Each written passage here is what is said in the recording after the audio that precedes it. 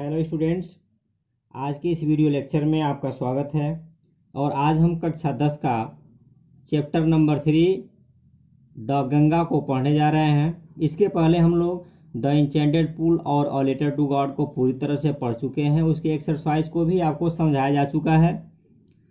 Students, आज का जो चैप्टर है यह काफ़ी इम्पॉर्टेंट है एग्जामिनेशन की दृष्टि से। देखें, चैप्टर का नाम है द गंगा। लिखने वाले हैं इसको पंडित जवाहरलाल नेहरू, जो 1889 में पैदा हुए थे और 1964 को मर गए थे, अर्थात इनका डेथ हो गया था।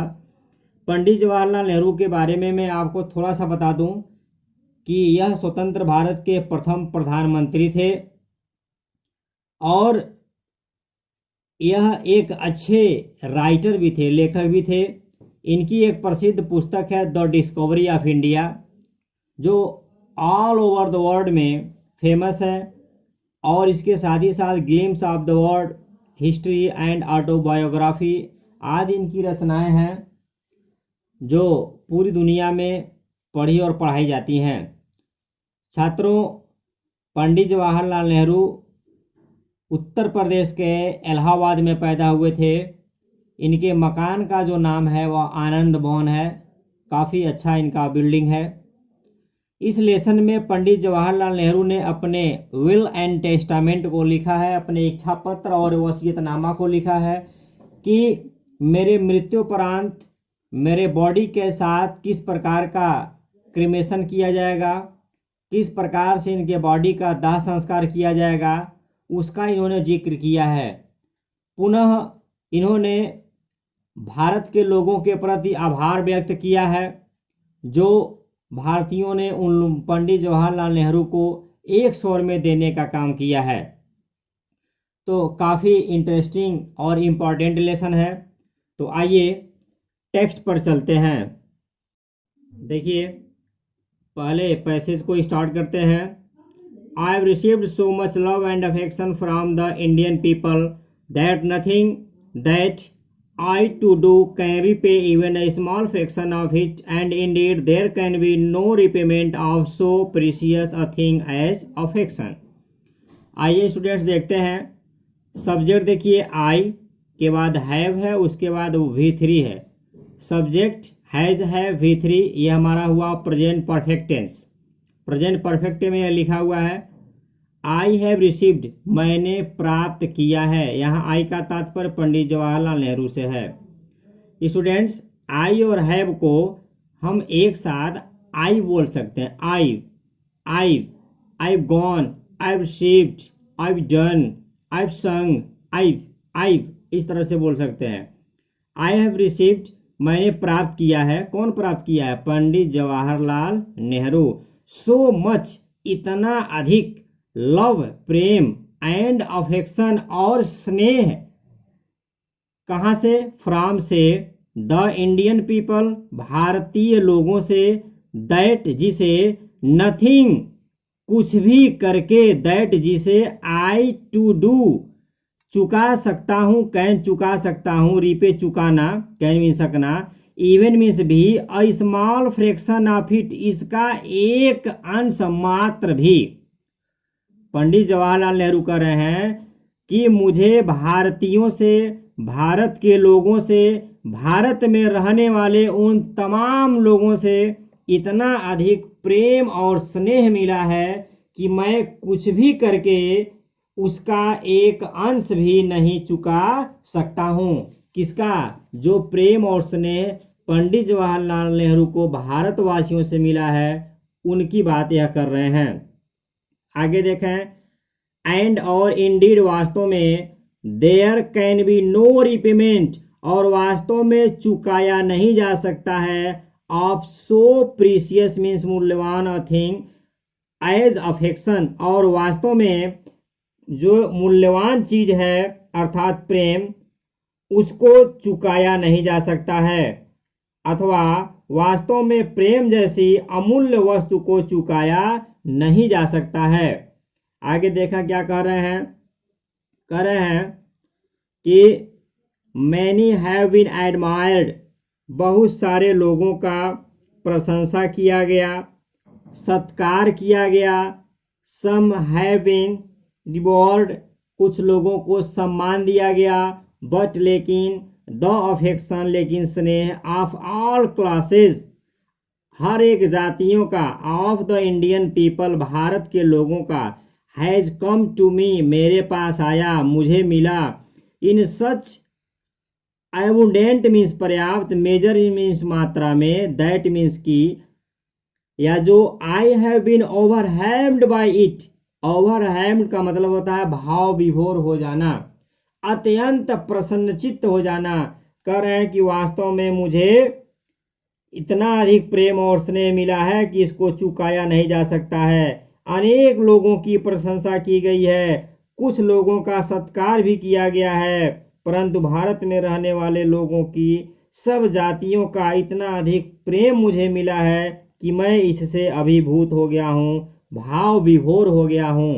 आगे देखिए क्या कहते हैं, आई कैन ओनली एक्सप्रेस, मैं यह केवल उम्मीद व्यक्त कर सकता हूँ, आशा व्यक्त कर सकता हूँ। एक्सप्रेस मीन्स व्यक्त करना, the hope means Asha, that means की इन द रिमेनिंग ईयर्स, बचे हुए सालों में, बचे हुए वर्षों में। आई में लीव, जब तक मैं जीवित रह सकता हूँ। I shall not be unworthy means अयोग्य, मैं अयोग्य सिद्ध नहीं होऊंगा। ऑफ माई पीपल, अपने लोगों का, एंड देयर अफेक्शन, और उनके स्नेह का। अर्थात क्या कहते हैं कि मैं केवल आशा ही व्यक्त कर सकता हूँ, मैं केवल उम्मीद ही लगा सकता हूँ कि अपने जीवन के शेष समय में जो मेरे पास बचा हुआ है, मैं अपने लोगों तथा उनके प्यार के अयोग्य सिद्ध नहीं होऊंगा।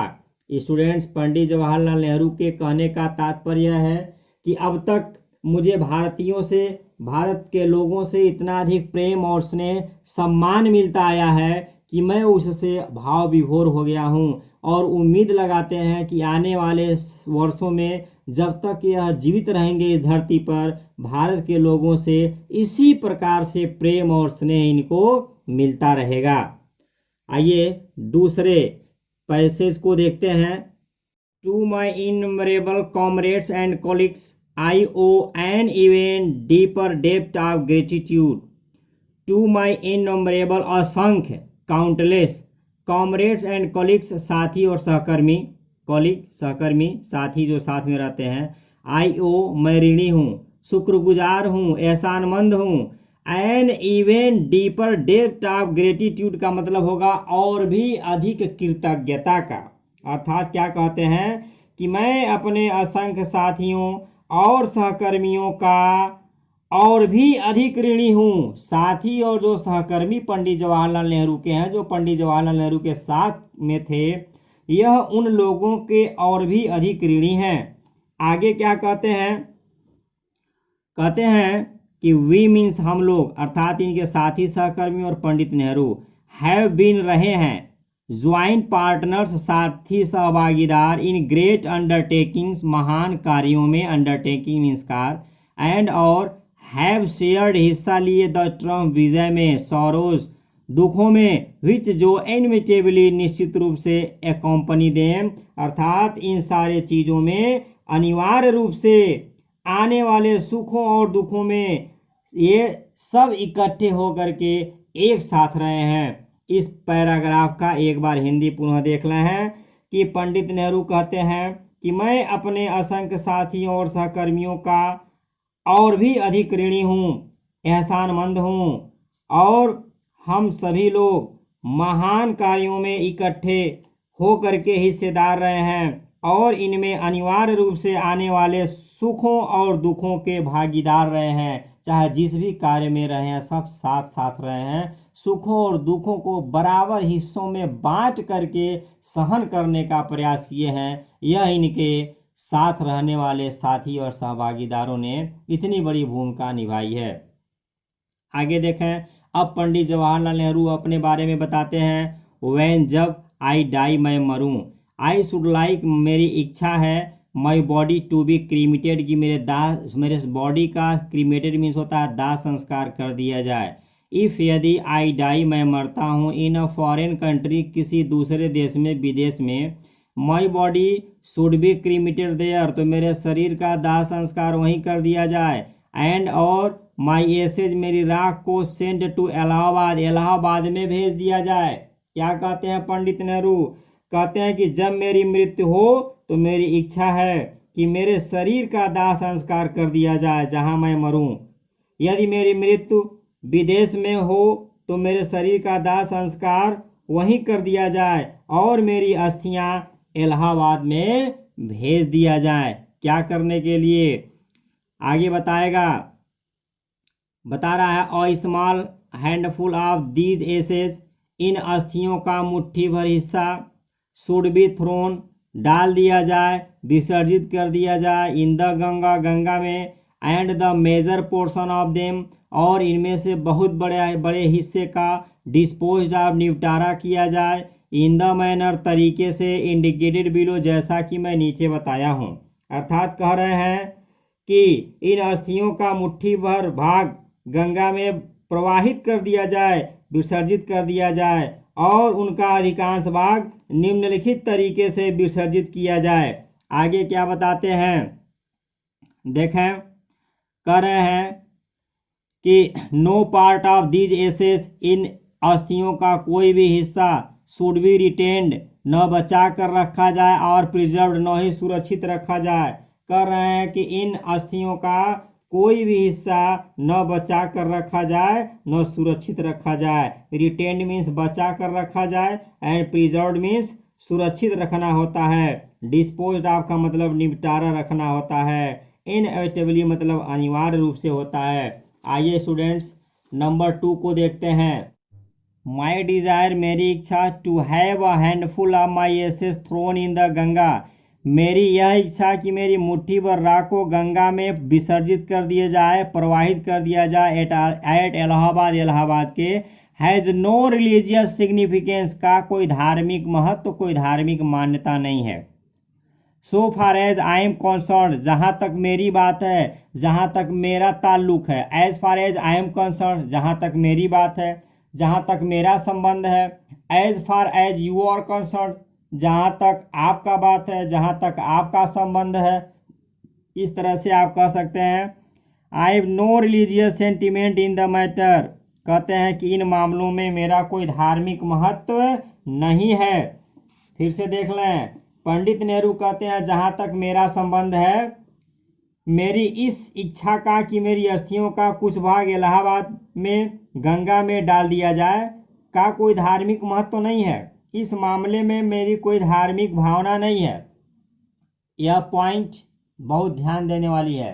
According to Hindu religion, Hindu धर्म के अनुसार यदि कोई व्यक्ति मर जाता है तो मृत्युपरांत उसकी अस्थियां हम इलाहाबाद में ला करके वहाँ जो गंगा नदी है उसमें विसर्जित कर देते हैं, करा देते हैं।